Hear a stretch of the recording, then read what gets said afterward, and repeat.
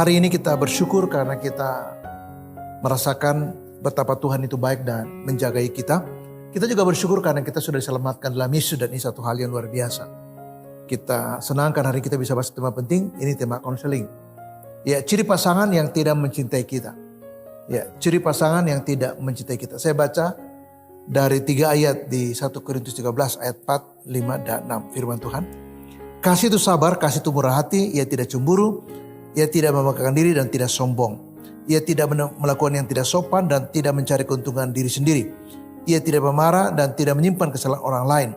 Ia tidak bersuka cita karena ketidakadilan, tetapi ia bersuka cita karena kebenaran. Ada prinsip-prinsip yang dijelaskan Paulus itu. Yang pertama bahwa kasih itu murah hati. Kasih itu yang kedua tidak cemburu. Kasih itu tidak membanggakan diri. Yang keempat, yang kelima, kasih tidak sombong. Kasih itu sopan, ya, santun. Kasih tidak egois. Kasih itu tidak pemarah. Kasih tidak dendam. Kasih itu adil dan kasih itu adalah kebenaran. Nah, itu indikatornya. Jadi ketika Paulus menulis tentang kasih, maka kita melihat dan memikirkan lebih dalam tentang apa sebenarnya kasih itu. Nah, kasih saya sudah jelaskan tadi, dan kasih itulah buah dari kehidupan yang dipimpin oleh Roh Kudus. Ketika kita hidup benar, kita memberi waktu untuk belajar firman dan kita punya waktu untuk dekat dengan Tuhan lewat 1-2 pagi atau penyembahan, maka kita melihat bahwa Roh Kudus menuntun kita sebegitu rupa sehingga kita punya buah kehidupan yang baik, dan salah satunya adalah kasih.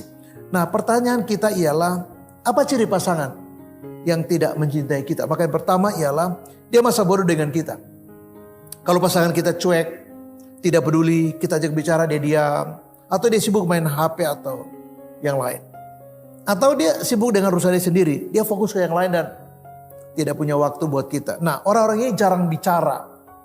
Tapi ke orang lain dia bicara bisa panjang lebar, cenderung dingin, hambar, gak ada semangat. Kalau bicara dengan kita tuh seperti beban gitu loh. Juga waktu bersama gak ada. Dia bisa sibuk orang lain dan menghabiskan sehari penuh atau mungkin gak cukup sehari. Ya. Tetapi dengan kita sangat irit dan bahkan tidak punya waktu khusus buat kita. Dia menghabiskan waktu untuk hobinya, untuk hal-hal yang lain, termasuk teman-temannya, tapi tidak dengan kita. Kalau jalan dengan kita itu seperti, ya sebentar saja udah rasa seperti menyiksa. Itu ciri-ciri orang yang tidak lagi mencintai kita. Dan gak pernah dia bertanya gimana kabar, gimana mak kabarnya. Oh, mama baik kok, kelihatannya pucat mukanya, mama ada pergumulannya. Orang yang tidak mencintai kita tuh gak kasih seperti itu. Dia cuek. Bahkan kita sudah berkata, Pak, aduh kenapa ya perut mama ya. Dia diam. Udahlah mama istirahat aja. Jadi sama sekali gak ada perhatian. Dengan kata lain dia cuek betul. Masa bodoh dengan kita. Apapun terjadi pada kita udah mau pingsan pun, muka kita udah pucat, udah muntah-muntah pun, ya dia balik. Ya, boro-boro dia bersihin muntah kita yang ada malah, udah, jijik sekali malah pergi. Udah bersihin tuh muntahnya, jijik, kotor, gak enak liatnya. Bukan dia bantu, malah dia cuma kasih komentar yang sama sekali tidak menyenangkan. Dan mungkin perjalanan rumah tangga itu begitu hambar dan cuma segitu-gitu aja. Rutinitas dan mungkin sangat boring. Jangan harap dia mengatakan selamat ulang tahun atau tiba-tiba buat kejutan kecil buat kita atau sesuatu yang menyenangkan. Tidak, sama sekali tidak. Dia pergi juga malas. Nah, dengan kata lain, ciri pertama orang yang tidak lagi mencintai kita adalah dia bersifat masa bodoh dan tidak peduli dengan kita. Apapun yang terjadi, dia gak mau tahu, dan itu ciri pertama dari orang yang sudah tidak mencintai kita.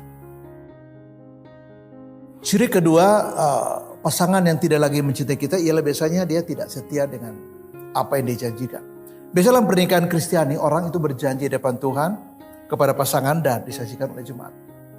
Tapi dalam perjalanan, ketika hilang cintanya kepada kita atau ketika krisis cintanya terjadi melanda hidupnya, dia menjadi tidak lagi setia pada apapun yang dia pernah janjikan, bahkan kepada Tuhan tentang dia mencintai kita.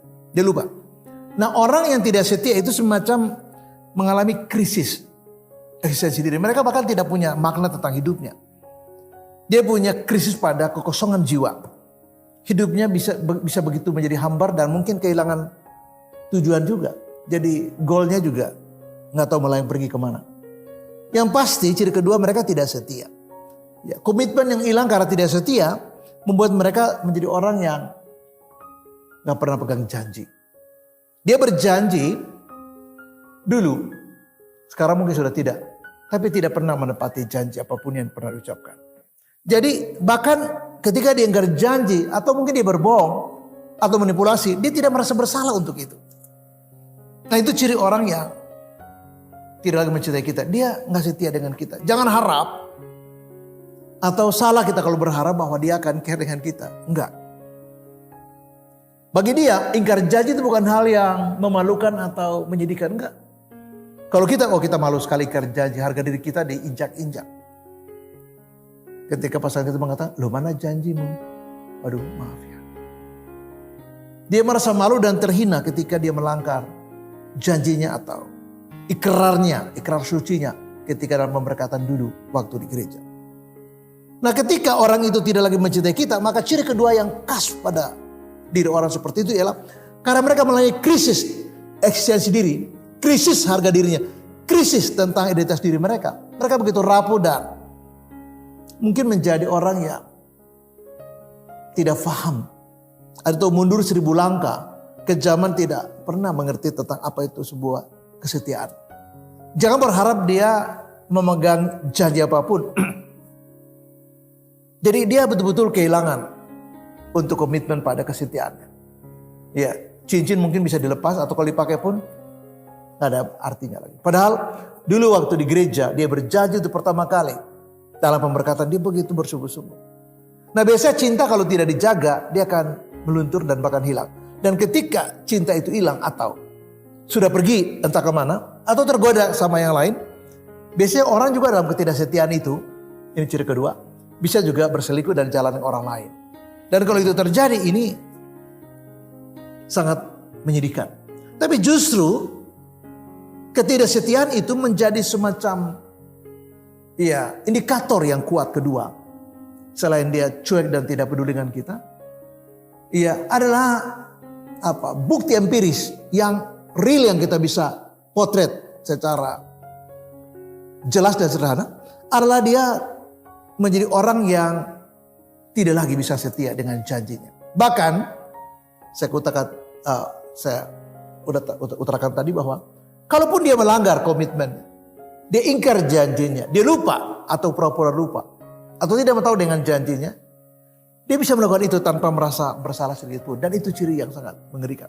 Dan kalau itu terjadi, kita tidak hanya sekedar bicara dan berdoa. Kita sepertinya harus banyak berpuasa.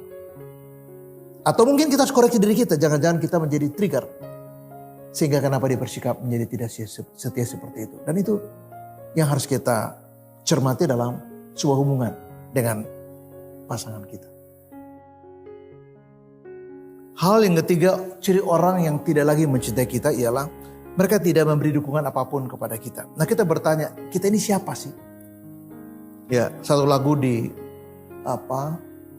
tahun 70-an dinyanyikan oleh Bob Tutupoli mengatakan, memang lidah tak bertulang, tak terbatas kata-kata, tinggi gunung 1000 janji, lain di bibir, lain di hati. Jadi lagu itu mengatakan bahwa orang itu bisa berjanji, tapi kemudian di hatinya berbeda dengan apa yang diucapkannya. Lain di bibir, lain di hati. Itu lagu terkenal sekali.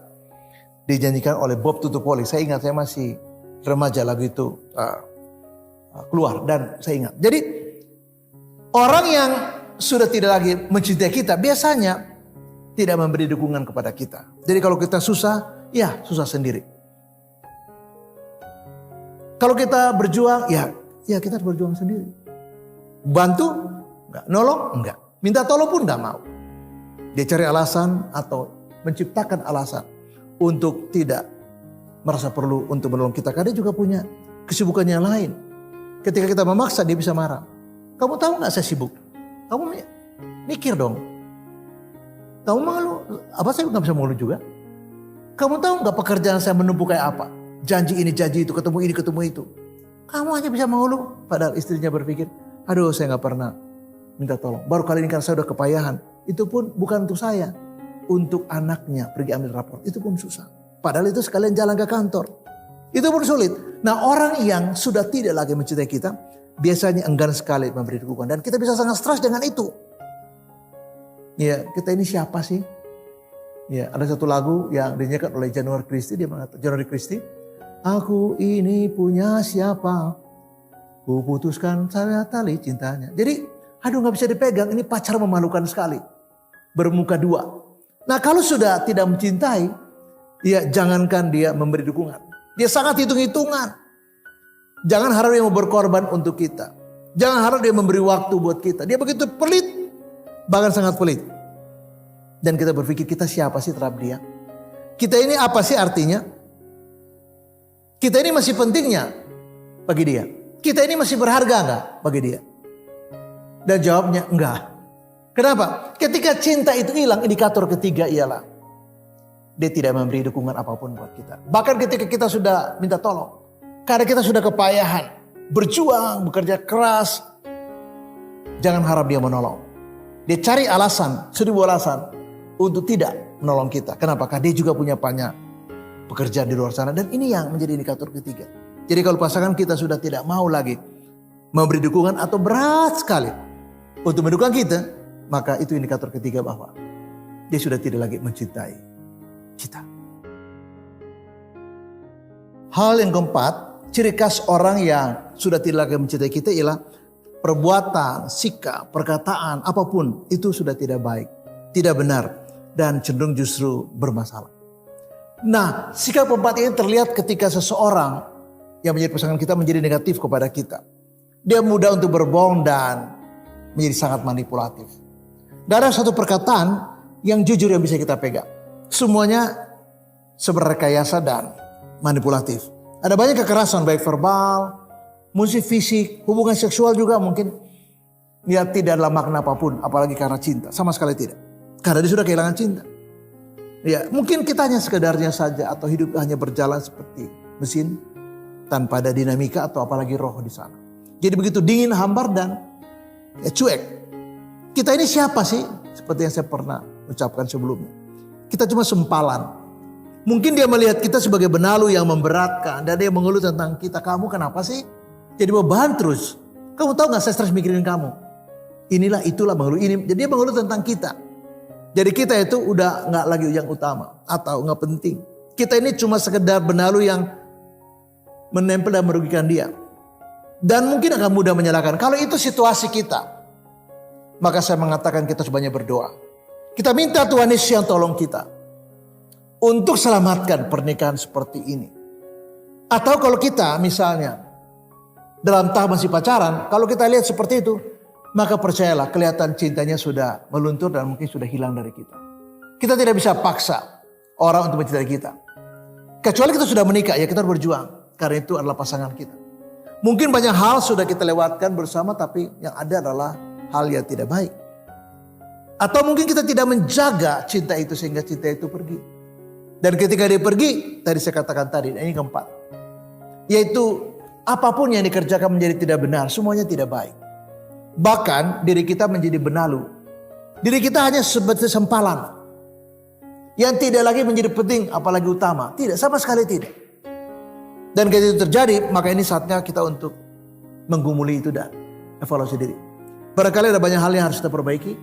Ada banyak hal yang kita harus benahi. Ada banyak hal yang harus terubah. Dan salah satu yang sangat penting adalah kita harus dekat kembali dengan Kristus. Uang tidak bisa membeli cinta. Juga harta, popularitas, dan jabatan. Ketika kita bersama Yesus, maka cinta yang mula-mula, kasih yang mula-mula itu bisa tumbuh kembali. Yesus yang adalah sumber kasih itu bisa menanam kembali benih cinta dalam kehidupan kita. Tapi kita harus membayar harga cukup mahal untuk itu. Sebab kalau cinta sudah hilang, harganya terlalu mahal untuk kita bayar. Tetapi ada. Dan itu dalam Kristus. Dan ini tantangan buat kita yang mengalami krisis di mana pasangan kita sudah tidak lagi mencintai kita. Untuk mengakhiri dengan saya matang begini. Kalau kita masih pacaran, kita berdoa supaya kita bisa benahi dan perbaiki diri. Tapi kalau harus putus, ya kita harus rela. Karena kita tidak bisa paksa orang mencintai kita. Tapi kalau yang kedua kita sudah menikah, gak bisa kita putus atau berpisah. Maka di titik inilah saya mengajak kita untuk membenahi diri. Saya mengajak kita untuk jujur dan melihat apa yang sudah terjadi selama ini. Mungkin kita juga punya andil besar sampai pasangan kita sudah kehilangan cinta kepada kita. Atau kita kehilangan cinta kepada pasangan kita. Karena terlalu banyak masalah yang terjadi. Pada titik inilah saya ingin mengatakan mari kita datang pada Yesus. Mari kita berdoa. Dan kita mulai menjaga hubungan kita kembali dalam Kristus. Saya mengatakan bahwa ini tidak mustahil. Berat iya. Tantangannya banyak iya. Dan kita harus bayar itu dengan komitmen kita yang sungguh dalam Kristus. Dan apapun yang terjadi, Yesus selalu menyediakan jalan terbaik buat pemulihan. Termasuk ketika pasangan kita atau mungkin kita yang sudah kehilangan respek dan cinta. Para pasangan kita kan berbagai hal. Ada jalan keluar dalam Yesus. Terus memberkati dan shalom. Amin.